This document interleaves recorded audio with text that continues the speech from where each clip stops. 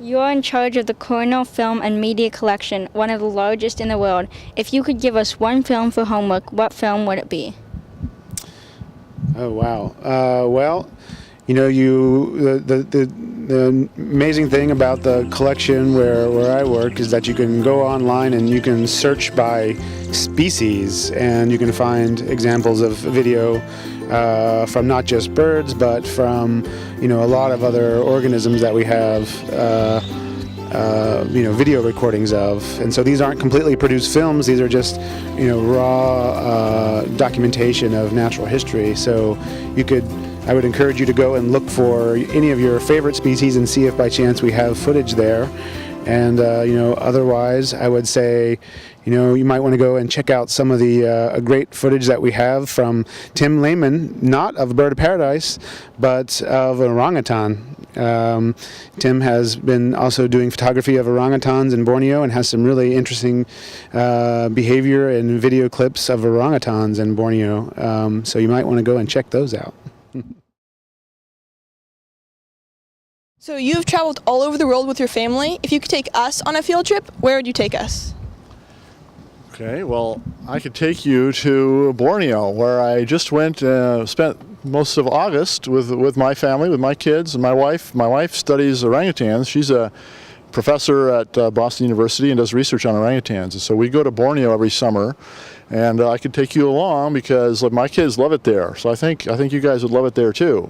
We go up a whole day after we fly over to Indonesia and go through a few towns. You know, we get to the interesting part, which is to go by canoe, a small canoe with a motor. We go up this river into the rainforest like all day long. It takes like 8 or 10 hours, and you know, we may not even get there before it gets dark. Sometimes we have to walk the last part in the dark, and usually at the end it's a kind of a small river, and it's not that big, so we have to get out of the canoes and walk and pull the canoes, but it's a nice sandy bottom river. It's really clean water.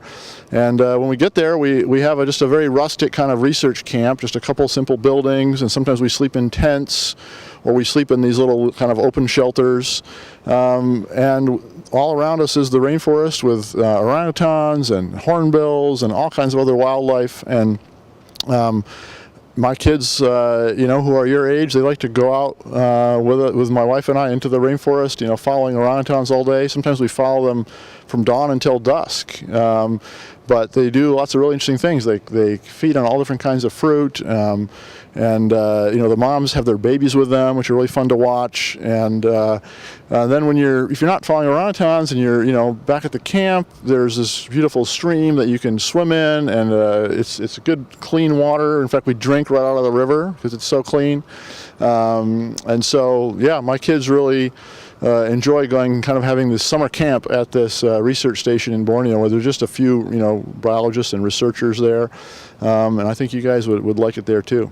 Do you think either your kids will want to follow your guys' path and become like an ornithologist or a photographer?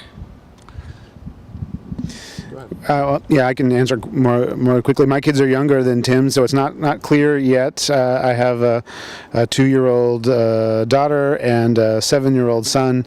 My son's definitely interested in animal life, but he seems to be more interested in reptiles and amphibians more than birds, although he likes birds too. He's coming around to that, so maybe he will. But his mom's also an ornithologist, so you know, who wants to do exactly what both their mom and dad does? Yeah, my son and daughter are both really interested in nature. My son is especially interested in photography too, so he's been doing a lot of photography.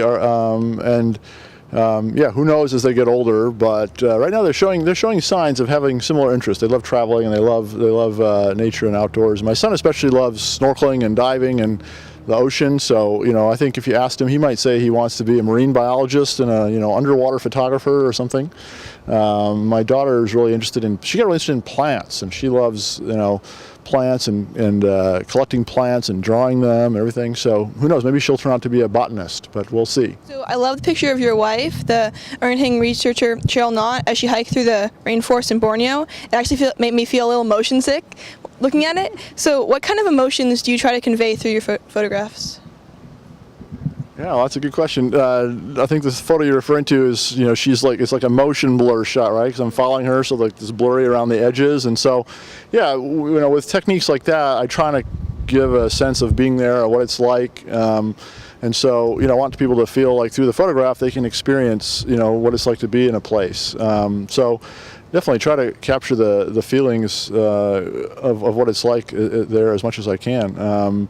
Both sort of, when I'm photographing wildlife, the sort of the beauty and the wonder of the animals out in nature, but then also of the people going out there, a little bit of the adventure and the feeling of what it's like to go experience that, and hopefully get people motivated to do it themselves, because it's not that hard. You can go on all kinds of, take advantage of opportunities to get involved in going outside and studying wildlife, and there's lots of chances in your life. So Teachers often ask kids if they could be a certain animal, what would they want to be? You guys have seen more animals than most humans, so if you could be any animal, what would you be?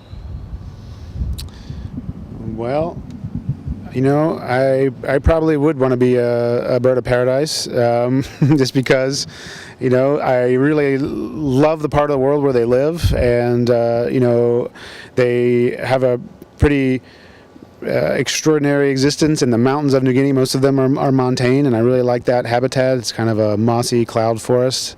I'm not so sure that I'd be the best promiscuous bird of paradise, but that'd be part and parcel, I guess. If I was a male bird of paradise, I would have to live that lifestyle as well. But that's not the reason that I would choose to be the bird of paradise. Well, I don't know if I want to be a bird of paradise, because it might be a little boring just sitting around displaying all day long and getting rejected most of the time by the females. So, one of the birds that I've seen, I had a chance to go to Antarctica a few years ago, and the huge albatrosses, the wandering albatrosses that followed our ship and just, have these 12-foot wingspans just soaring over the ocean. I thought it looked pretty cool. So I think I'd like to try being an albatross. I think being a human is the best deal, though, because there's a lot more variety in our lives than being a bird. But yeah, thanks for the interesting question. Okay, this is the last one. So our school has a theme this year from a poem by Walt Whitman, and it is the power of story. What's your verse? What do you hope your verse is in the story of our planet? Wow. Well, for me, I really feel like an important part for me and my excitement and doing what I do and studying birds of paradise and being a biologist is just really feeling an incredible sense of wonder at the natural world. And I think that's what drew me into my excitement for birds of paradise, is because I just felt such a sense of awe and amazement when I first learned about them, and that's what drove me to want to go and study them and find out more.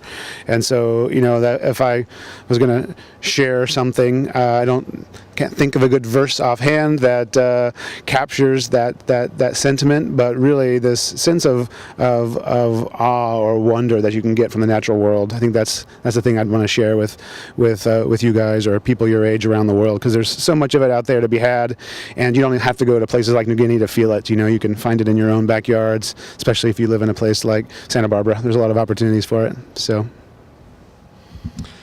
yeah, I would say that I think one of the things that really motivates me, similar to Ed, but maybe a little more, the idea of exploration, the idea that there's still a lot of unknown things out there in the world. I think you often hear like, oh, everything's been discovered, there aren't any more continents to discover or whatever, but although maybe we have the big picture of the world, there's still so much amazing, especially things about our natural world, species that we know so little about, that even in 2011, when we completed this project, we were the first ones to photograph the birds of paradise, which is a pretty famous group of animals. Think about all the other wildlife in New Guinea that nobody's ever studied or photographed. I mean, there's so many species out there. And so for me, like, the chance to explore, be sort of an explorer, to go and be a witness, to see and document the natural world and share it with others, and hopefully inspire other people, and especially like kids your age, to like go out there and be an explorer in whatever way you want. There's like so many ways you can learn more about the world, and we can understand this planet better. So that's like a real motivation for me. Just the sense of I get a real sense of excitement about, being in a remote area and seeing things that few people have seen. So that's kind of one of the, I'd like to sort of pass that feeling on to more people. Thank you very much. Thank you. Thank you. Thank Great you. questions, guys.